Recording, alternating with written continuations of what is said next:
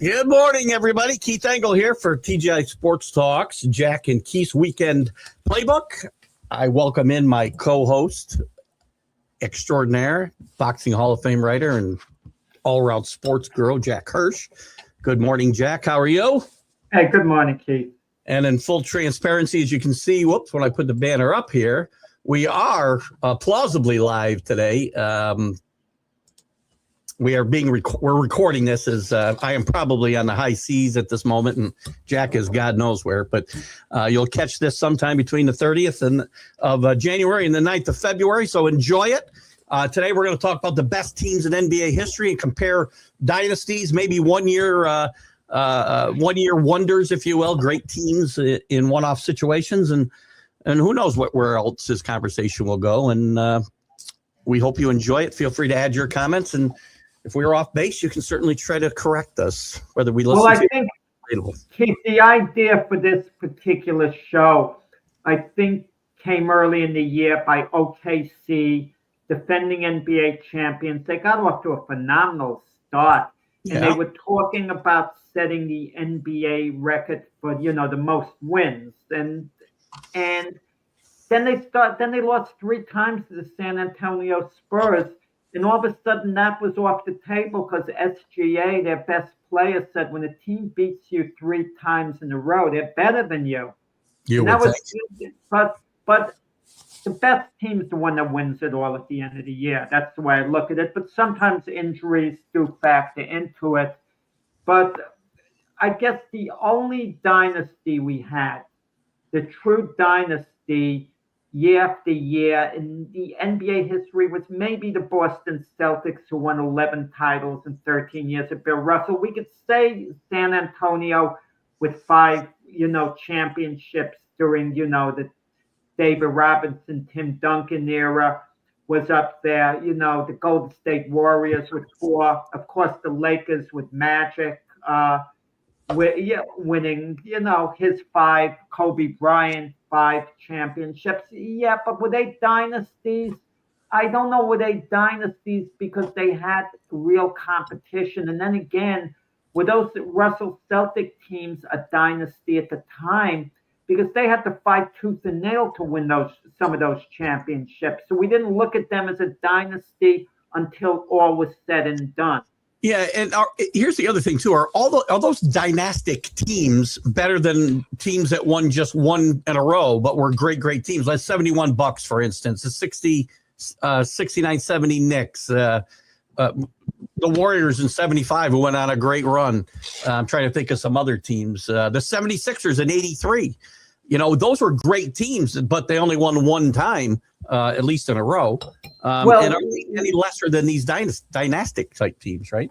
Well, we've been seeing Isaiah Thomas trying to trash Michael Jordan every chance he gets.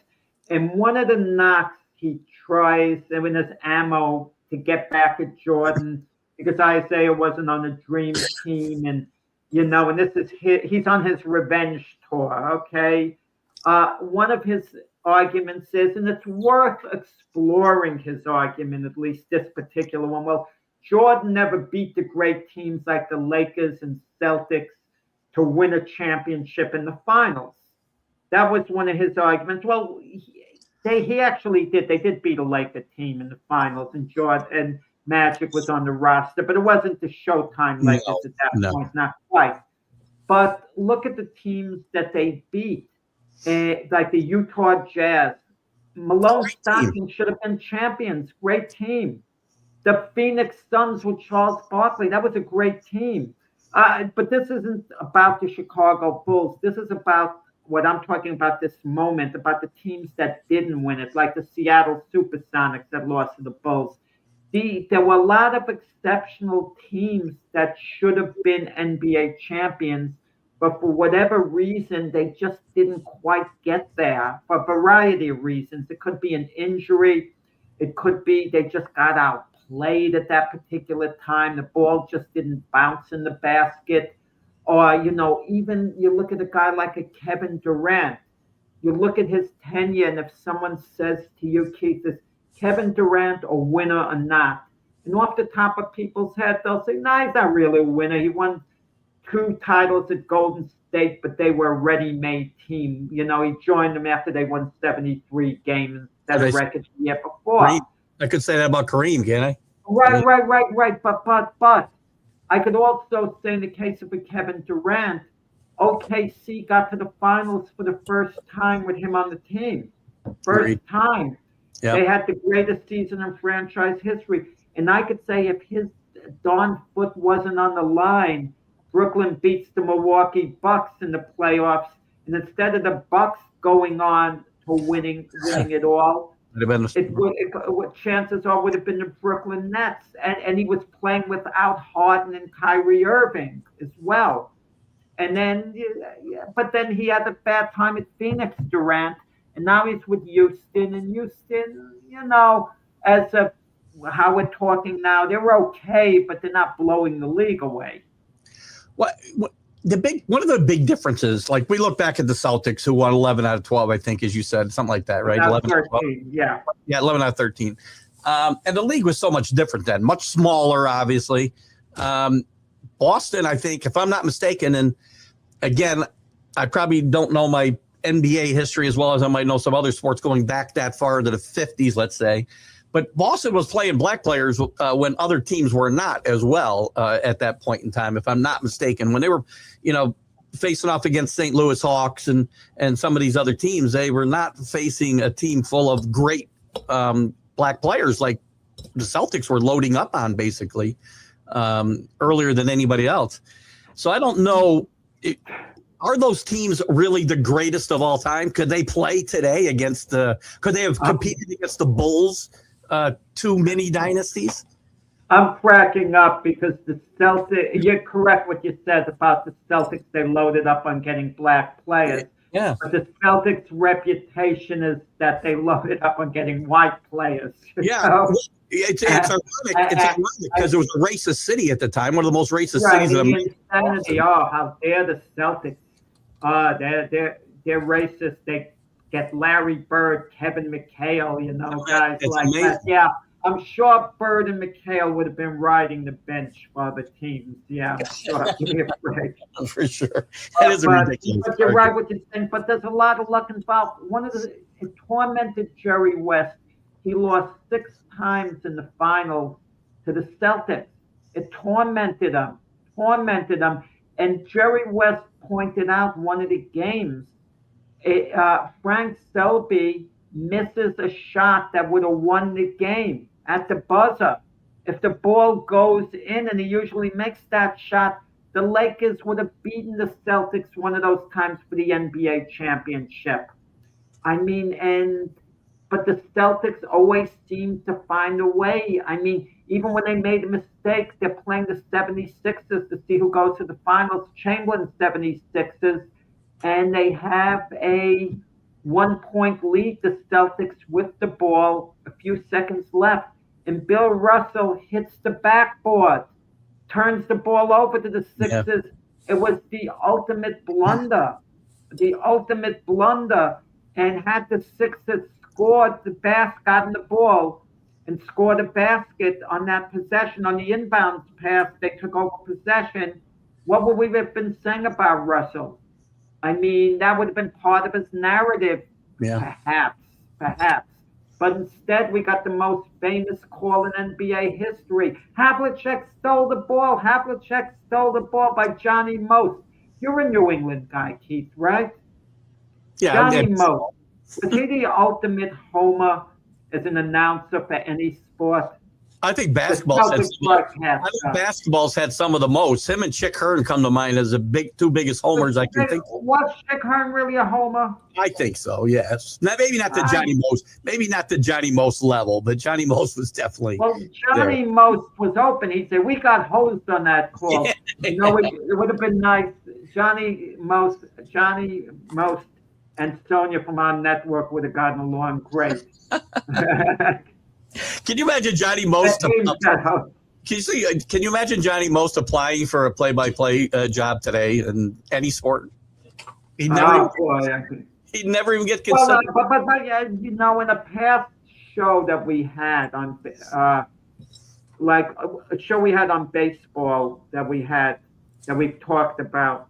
Yep. I mentioned Tim McCarver before, and Tim McCarver was my favorite broadcaster because he never cared whether the team he was broadcasting for won or lost.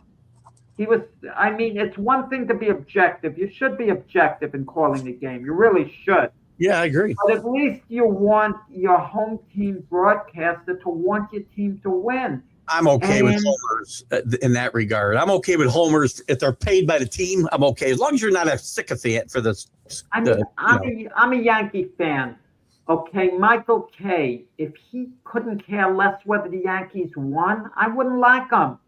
I wouldn't like him as a broadcaster if he didn't care at all. I mean, but I want them to care, and I'm okay that they root for their team to win, right? I just don't want them to ignore things that they see because they get paid. No. Be objective. They have to be objective. Right. I can't stand when they're not. When announcers aren't objective, even calls like foul calls. We're talking NBA here. Yeah. You know, call it as you see it. Don't complain that the player on your team got fouled. And then it happens the other way, and you see the replay, and then say, "Well, then maybe there was some contact there." Right. That's a great show. I got to start. I'm starting to write these things down as we have these conversations. I'm thinking of shows when we need to put this type of show together, and I've come up with 3 ideas. I hope I remember the list when it's time to do them, because we're always struggling for a topic. But today's topic is best teams in NBA history. Is it the Celtics? Is it the Jordan dynasty? I won't say best team, but I'd say best dynasty was the Celtics, who went on that run with Bill Russell, 11 championships in 13 years. Now, the argument against the Celtics was when they played, there were less players in the league. I mean, that was Russell's argument for. He said you only had the best players in the league you were playing against, and you put down some of the talent was put down.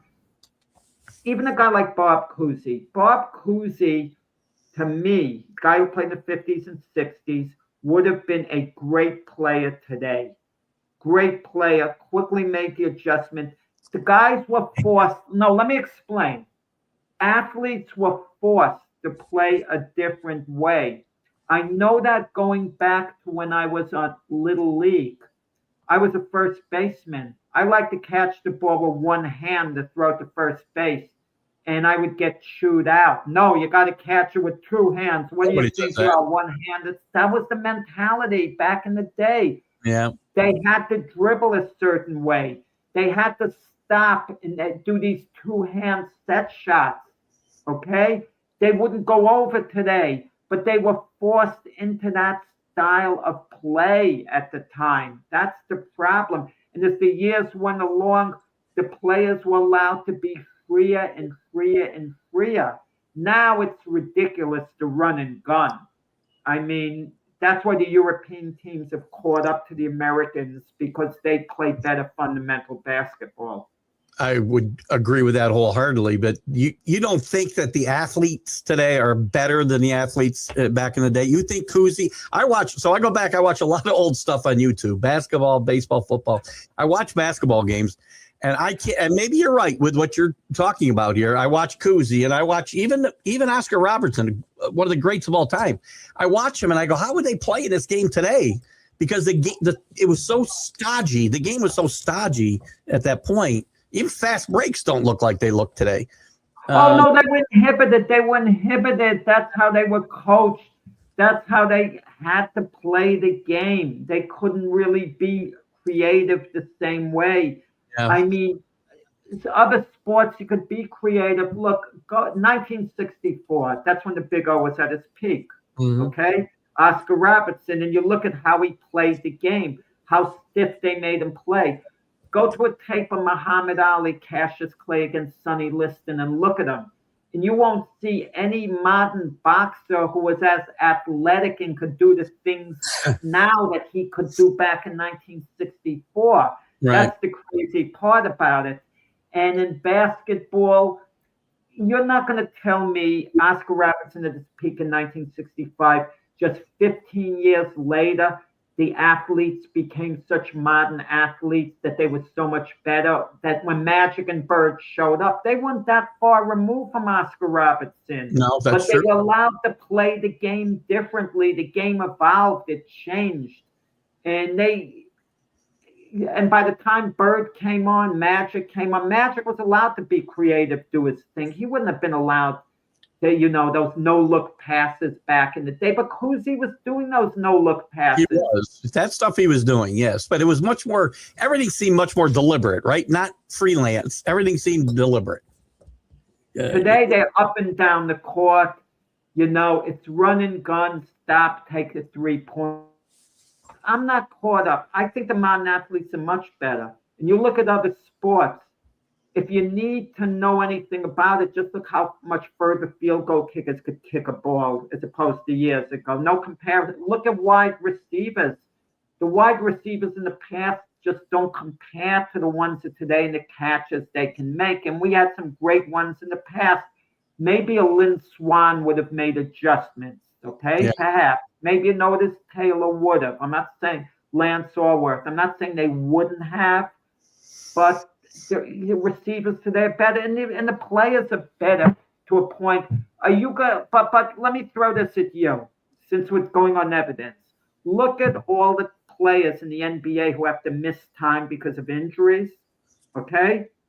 And look at Wilt Chamberlain. He missed, 13 minutes in the whole season, including overtime games. Now, You mean to tell me Wilt wasn't running up and down the court the whole time as they were? Yeah, he was running up, and you're going to tell me Wilt wasn't jumping to try to dunk the ball, jumping in the air to grab rebounds, as was Bill Russell?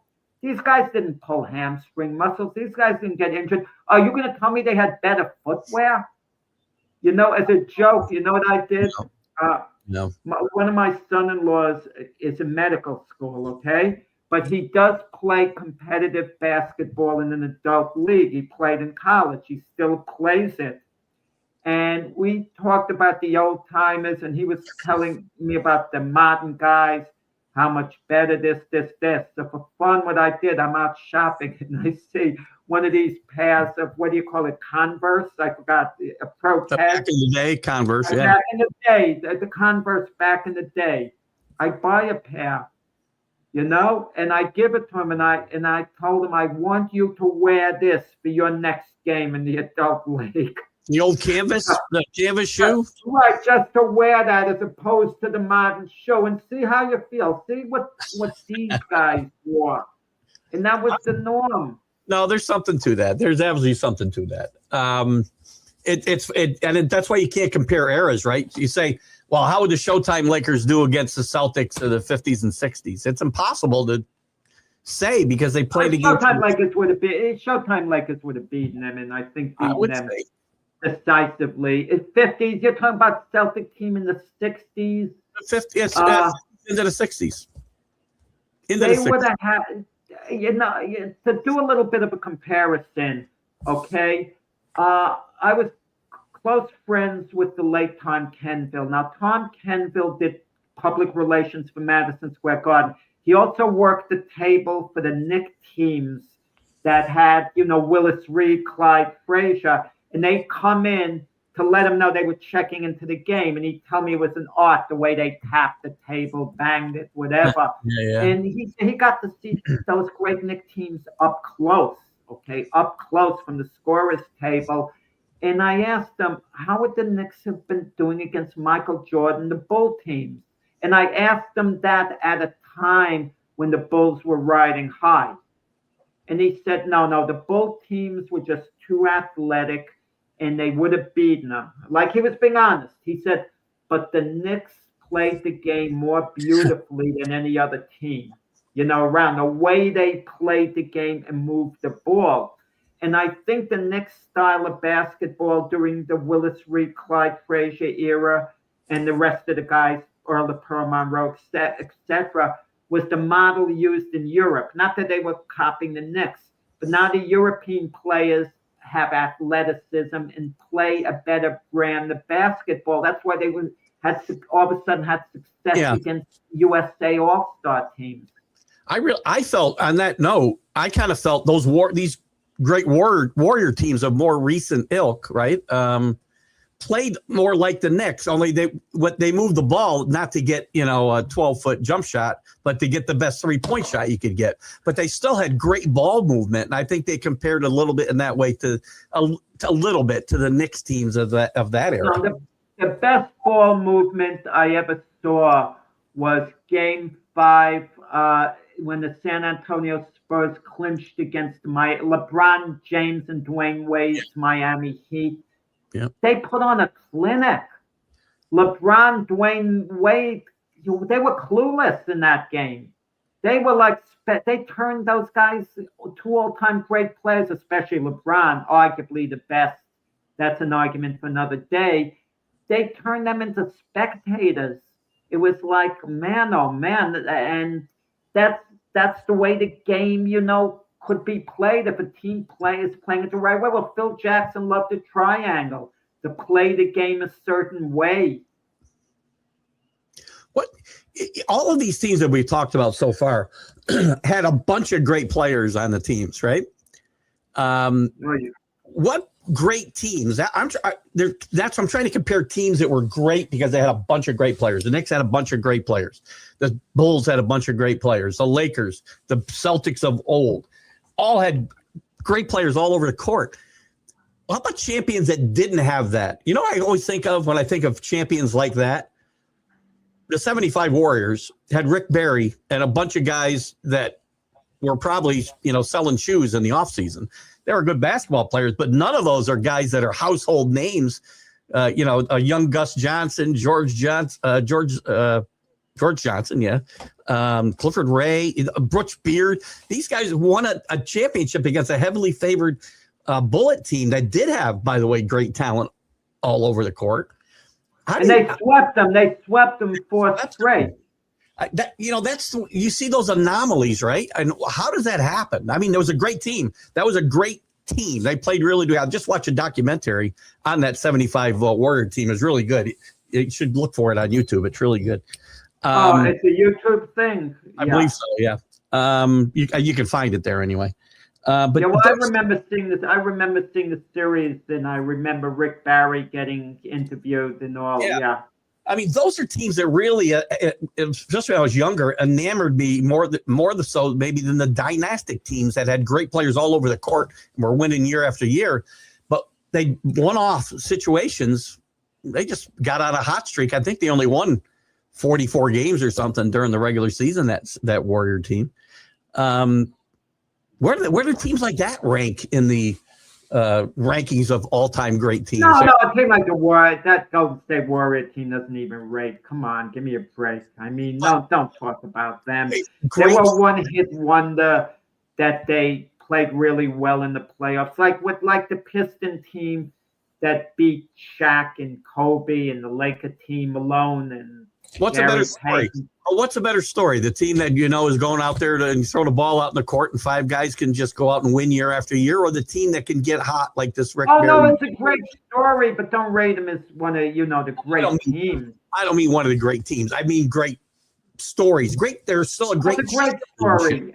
Right? Yeah, I mean, it's a great story. I mean, had the Indiana Pacers won one more game, okay, and won the NBA championship last year, what a great story that would have been. Who would have predicted the Pacers would win it all? I mean, but the dominoes fell into play. The Celtics,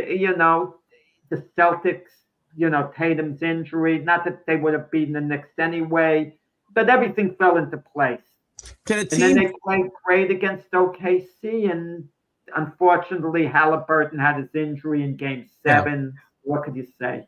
Can a team now look at Indiana this year? Can we ever see a team like that, the Warrior team, ever again? Because, one guy really leading the way to a championship. Not that the other guys didn't contribute. They all knew their roles. 8 role players and a star. Can they win a championship today? Well, I think there's such parity in the NBA that it's a tougher road to get to the finals. You got to consider that a much tougher road to get to the finals because there are more playoff rounds. I mean, back then, I'm not sure what they had to do to get to the finals or what the thing was. They had their playoff system. You had shorter series too early in the early rounds. You had 2 out of 3 games. Today, there's such parity. We might think one team in particular is favored to win it, but it's tough. The rounds get tough, and things kind of have to fall into place. And I think we talked about this before the show started too, or we started the show, that are you going to be able to put together teams that win even 3 in a row, like 3 in a row twice, like the Bulls did, or much less 10 out of 11 out of 13, like the Celtics? Okay. Will that never happen again? You need breaks. And what I was talking about a moment ago, OKC, they absolutely can repeat. Can they win 3 in a row if everyone else is healthy? Heck no. They're not beating the San Antonio Spurs the next 2 years in a row. If they even beat them this year, if they meet in the playoffs, San Antonio has a heck of a chance. They're even money to beat OKC this year if Wemby is healthy. Okay, come playoff time.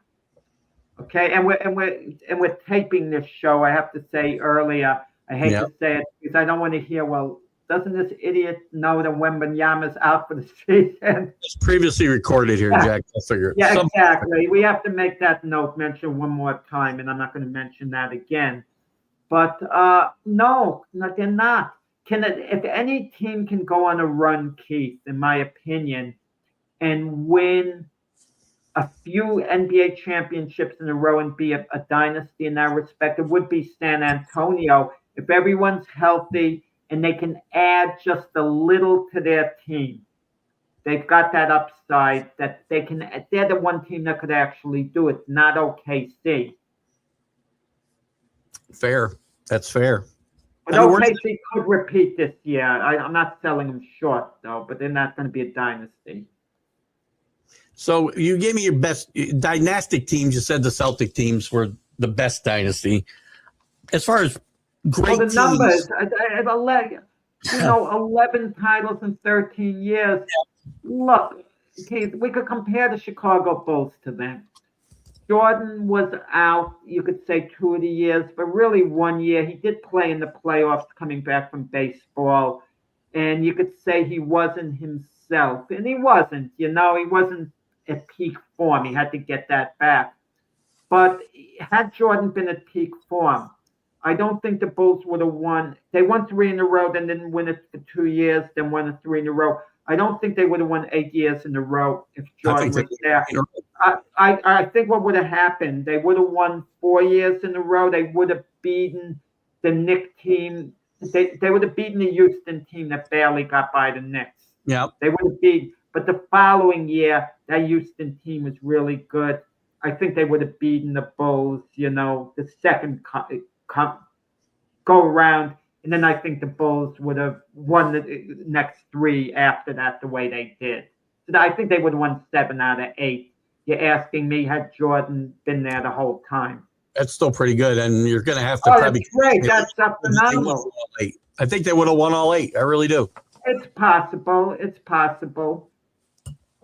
So when you look at it from that perspective, I can say that team is, and I think they also had more turnover during that 8 years in players than the Celtics had probably during their 11-year run. Because even then players were turning over a whole lot more. They had like 3 different starting centers during that 8-year run, didn't they? The Bulls centers like Luke Longley, Bill Wennington, nothing to brag about. Bill Cartwright was one of those guys. Bill Cartwright was good. Yeah, he was good. Not dominant by any, The shooting guards kept turning over. I mean, they weren't again the key to that team necessarily. Yeah, Paxton, Kerr, So there was a revolving door at some of those positions. The two constants were Jordan and Pippen. You had those two guys together. I think they had a chance to win. Dennis Rodman joined them in his role. Yeah. Yeah. Again, that's another great point. Rodman came along later in that second part of the dynasty, right? So yeah.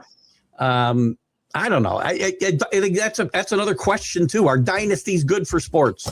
I think they are. I think they are. Without a doubt. I think you need somebody for people to hate as well as love. Absolutely. I think it's good when it happens naturally. And I hate when they change the rules. I hated it back in the day in baseball with George Steinbrenner. Well, the Yankees are buying championships and they shouldn't be allowed to spend all this money more than other teams. I don't want complete parity in the league. I don't want it. I mean, we see the Dodgers in baseball spending this filthy money to get all the players. Let them keep doing it. Beat them on the darn field. They could have been beaten last year.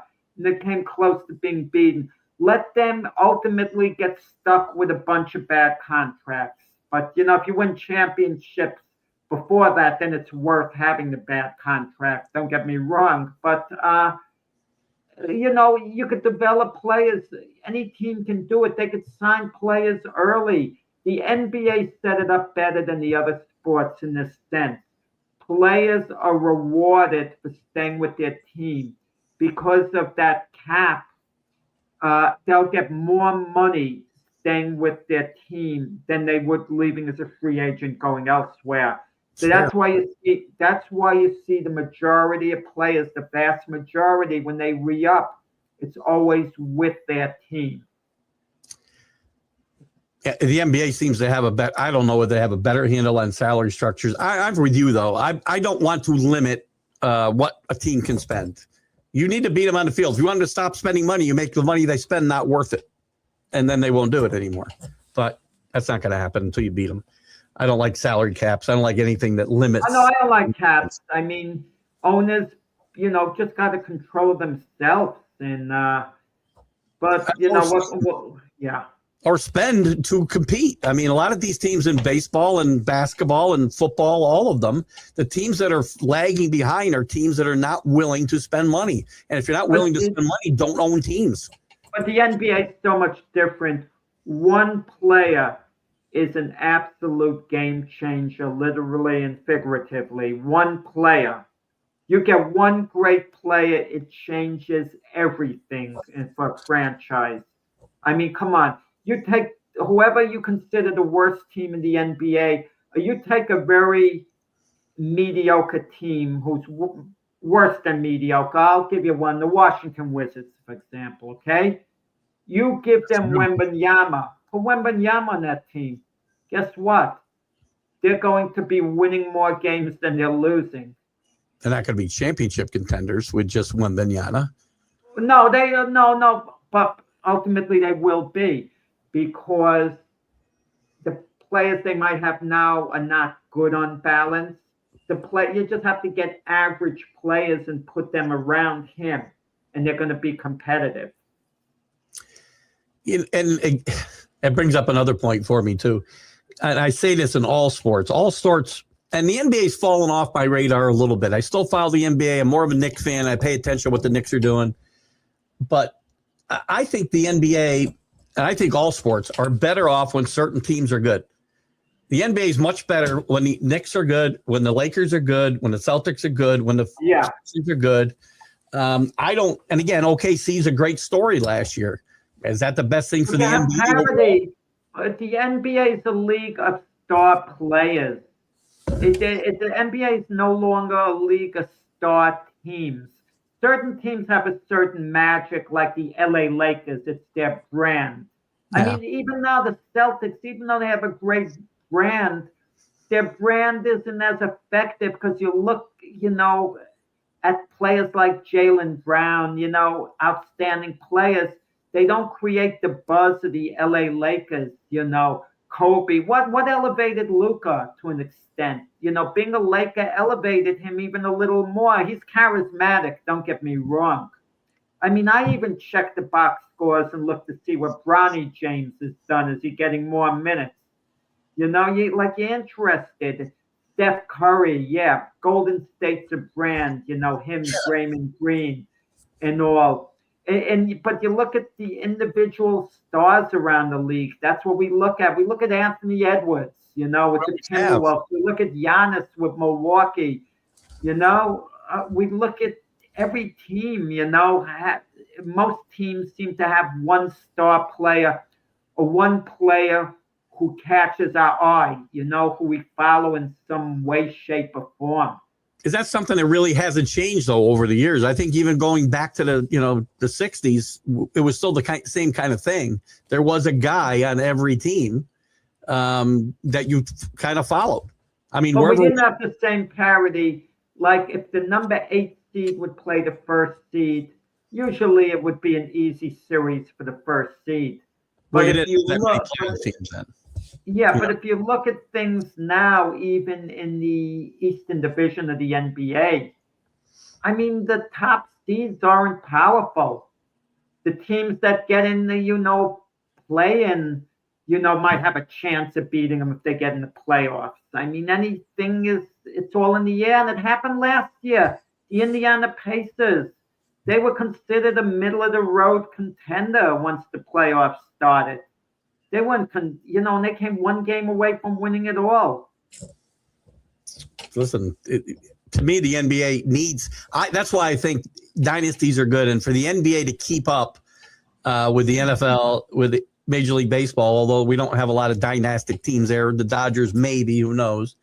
But I think dynasties keep interest, and the NBA would be wise if they were rooting for one to kind of be born here, whether it's San Antonio. No, the NBA is about stars, exhibiting the product. You have a big primetime game. The Lakers are always going to be great for business, always, okay? But it has to be a charismatic, big-name player who people want to turn into see. Golden State, they still want to see Steph Curry. That's why Golden State, even though that, they've lost a lot off their fastball as far as being contenders, they're still must-TV viewing when they're playing because this is Golden State. They still have that reputation. Giannis with Milwaukee, Giannis himself is an attraction, but something about Milwaukee, they don't excite anyone. The Sixers are good viewing because they have Embiid, they have Maxey. You kind of want to see them. The Knicks are the Knicks. Popular brand, Jalen Brunson, Karl Anthony Towns. Yeah, they're a good attraction. Wouldn't it be just a huge boost for the NBA for the Knicks to actually win an NBA championship? Oh, yeah, I think it would. I mean, and I think they think that way. Like, who gets to the finals? You want teams who especially get to the finals for people to view in. You want players who are a big attraction for the finals. I want to be clear as we're having this conversation the way we're having it. I do not think, and I don't think Jack thinks, the league manipulates who gets to the finals in any way. No. Because no. The league wants certainty. No, the league. Listen, you still want human. matchups. They want certain teams to get in. Look, the NFL loved it when the Chiefs got in because with Taylor Swift, Travis Kelce, it meant ratings. The great Patrick Mahomes, the great. You mentioned him third there, by the way. I mean, those are the type of matchups you wanted. I mean, the league.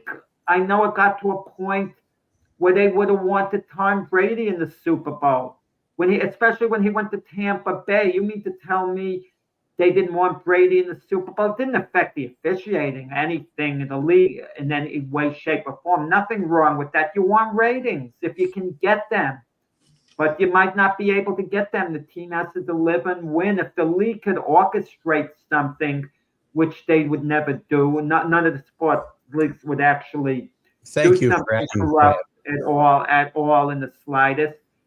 They would love for the Knicks to finally win an NBA championship. I mean, it would have been a greater story than Knicks down the finals playing OKC rather than the Indiana Pacers, but it's what it is. Been a huge story. What's it been? 52 years? 52 years. 53 years this year. Jesus.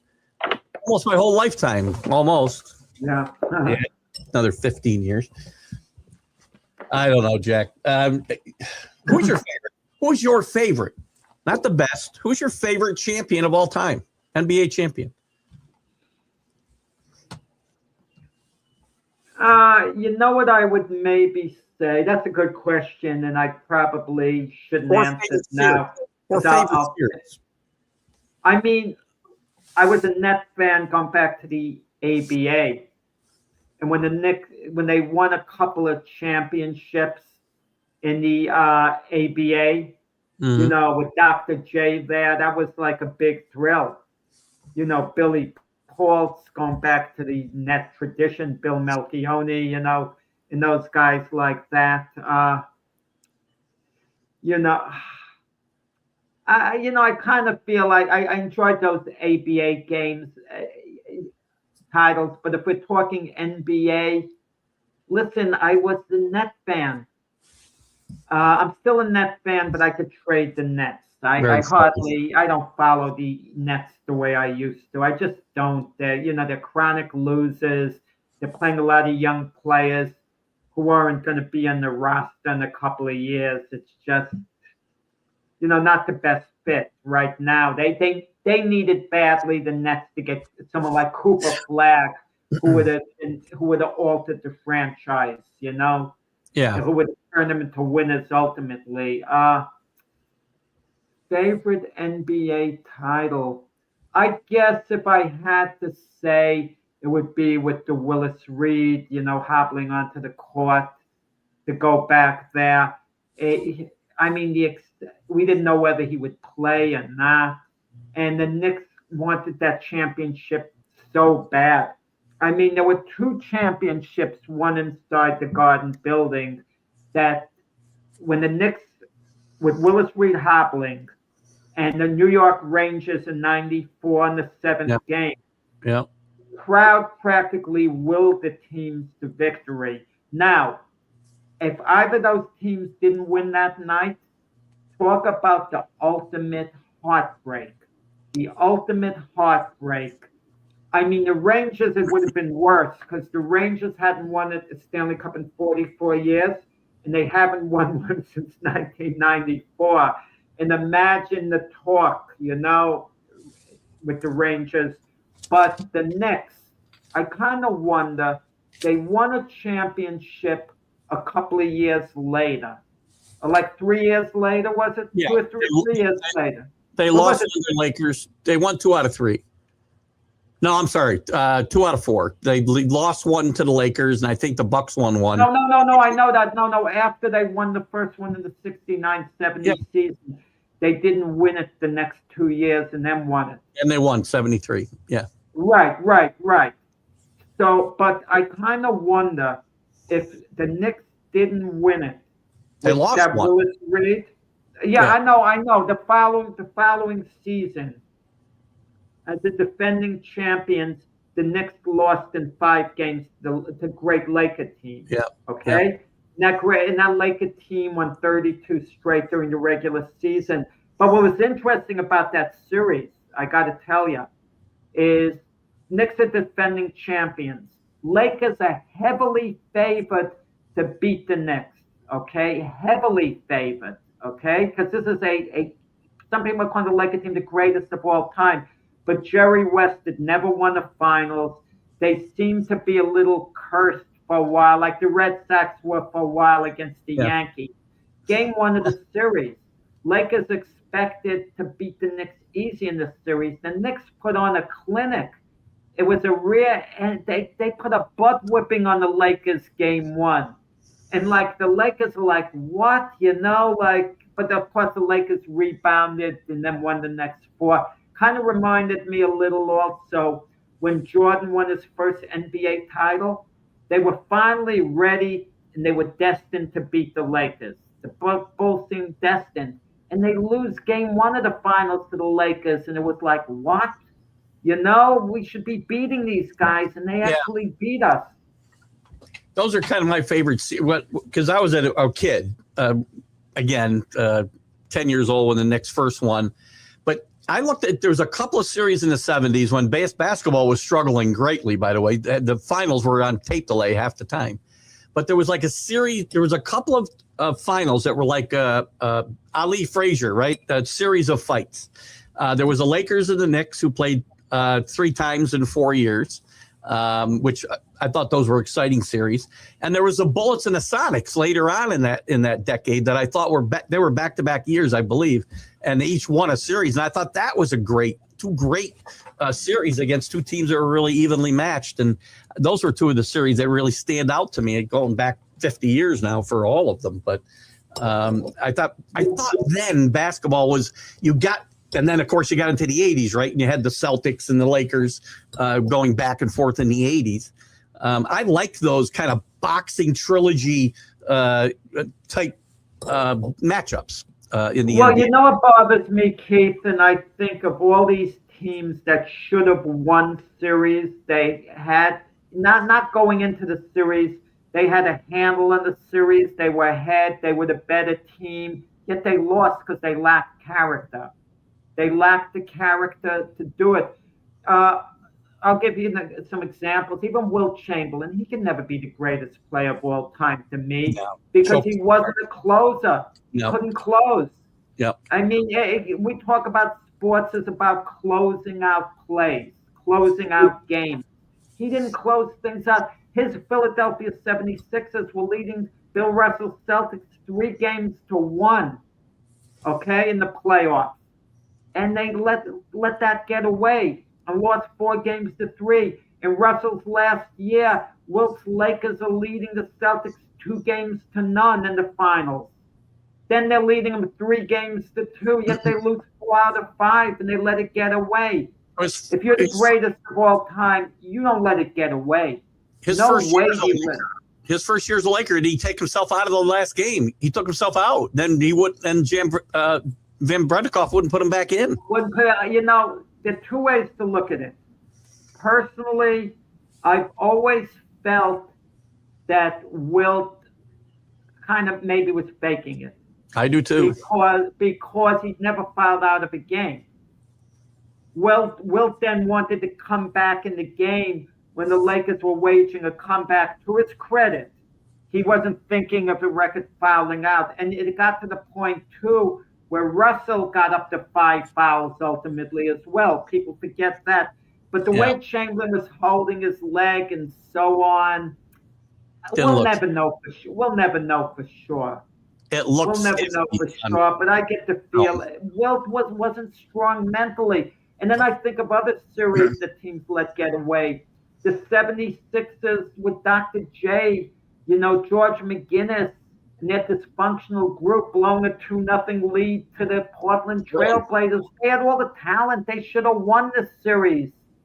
Doug Collins, they were just, I don't know, poorly coached, terrible cohesiveness. They needed 5 balls. Miami Heat with LeBron and Dwayne Wade, they have a 2-1 lead on the Mavericks. You got LeBron James, one of the greatest of all time, and Dwayne Wade, a Hall of Famer, Chris Bosh, etc., and you blow that lead? Come on. Yeah, you lose the next 3 in a row? Come on. Great players lose to great teams. That's what'll happen almost every time, because great guys not playing together is not a team. And then because of a quirk of fate, Keith, you look at the Detroit Pistons. The Bad Boy Pistons are one of the more popular teams. I don't mean popular that they were liked, but popular as far as being well known, because they had that brand. Oh, everyone remembers the Bad Boy Pistons. Absolutely. But when you talk about the greatest NBA teams of all time, they don't come into the discussion, which is a shame. Had they won 3 in a row, the first year where they lost to the Lakers and that bogus foul was called, think of it. The Lakers would then have 4 NBA championships, not 5, during the Magic era, and the Pistons would have 3. Quite a difference between 5 and 2, and we'd be looking at the Pistons. Man, that was one of the great teams. They won 3 in a row the same way the Bulls did, even though the Bulls, you did it, 2 different times. Right. Great team. I mean, again, another point, as I said, all leagues need teams to hate and love, and they were hated, loved. Yeah, we don't have much time, but I sometimes talk with one of our co-hosts from another show, James Martin, who's a big Isaiah Thomas fan, and I keep seeing on social media now what he's talking about, all these interviews popping up. Isaiah's going on his anti-Jordan campaign. Jordan wasn't a nice guy. And anyone who doesn't tip waitresses with his money is not a nice guy. So I'm not a Jordan fan as a person. Don't get me wrong. He has some good qualities, and that they're not all these ads about him, no pun intended. He does talk to people. He bumps into someone. He'll engage him in conversation or whatever. He is down to earth, and he did accept coaching as a player. He didn't like the triangle, but he accepted what Phil Jackson did. And he did listen to his coaches. He didn't force, his hand the way some other stars quite did, but he'd be insulting. But, but all this talk with Isaiah not being on the Olympic team, of course Jordan didn't want him on there. Why would he want him on there? But there are a lot of reasons Isaiah wasn't on there. I mean, his own coach, Chuck Daly, reportedly, when Jordan asked who was on the team, reportedly Ron Thorne and the tape told Jordan Chuck doesn't want him on the team. His own coach. I mean, Karl Malone committed the most vicious foul in NBA history on Isaiah. He hated him. Magic hated Isaiah at that time because Isaiah betrayed their friendship. He wasn't talking to him anymore at that time. Larry Bird couldn't care less what Isaiah said, but a lot of other people cared about it, what he said about Bird. They were infuriated. Scottie Pippen said point blank, I'm not playing if Isaiah plays. Come on, give me a break. Isaiah always struck me as being very disingenuous all the time. That fake smile on his face, and meanwhile he's got a knife ready to stick you in the back with it. Him and A-Rod seem the same kind of guys. Him and A-Rod. And what happened with Adrian Dantley with the Pistons, him being traded, Well, what could I say? Listen, Isaiah was a great player. A great player. You don't take anything away from him in that regard. But but he did it to himself, not getting put on that team. And David Robinson later said maybe it was for the better that Isaiah wasn't on the team, because there may have been disruptions and whatever. They would have killed everybody at that point anyway. But yes, it was a much happier group of people without a much happier group. Yeah, exactly. I don't want to hear he was better than John Stockton, even though at that time you could argue Isaiah was starting to be on the downside of his career a little bit. That it was close between him and Stockton at that time. At the time. Isaiah normally peak value was certainly better than Stockton. Again, everybody loves drama, and we don't have that type of drama in the NBA or anywhere really right now. I don't think. I think they strive on it. So anyway, Jack, this has been fun. Hope you guys enjoyed it. I'm sure you disagreed with a lot of what we had to say. You're free to make a comment, and maybe Jack will get back to you. He writes letters, by the way, so don't look for it. Yeah. You have to wait for the postal service. And I usually put on incorrect postage, guys, when I get back here. But guys, the letter bounces back to me. We hope you enjoy these impromptu ones we put together for when we can't be live with you guys. We'll be back live. I believe it's the 10th. We'll be a day late after the Super Bowl, 2 days after the Super Bowl, because I'm traveling on Monday. But we're going to do our Monday show a day late, and we'll be wrapping up the Super Bowl for you. We'll see you then. Until then, for Jack, it's Keith and Jack and Keith's Weekend Playbook. Have a great, great week. Bye-bye.